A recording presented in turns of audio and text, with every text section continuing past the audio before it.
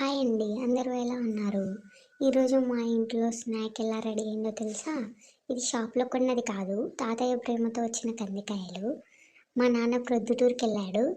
అక్కడ మా నాన్న వచ్చాడని తెలిసి మా తాతయ్య శనగబుడ్డలు అండ్ ఈ కందికాయలు తీసుకొనిచ్చారు.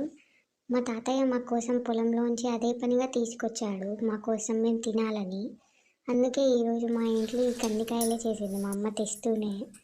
ఒక సైడ్ బాయిల్ చేసుకుంటూ కందికాయలు వాటర్ ప్లస్ కొంచెం సాల్ట్ పోసి పొయ్యి మీద బాయిల్ చేస్తే చాలు. ఇంకో సైడ్ ఫ్రై కందికాయలు కొంచెం ఆయిల్ వేసి కందికాయలు వేసి బాగా ఫ్రై చేసి సాల్ట్ ప్లస్ కారము.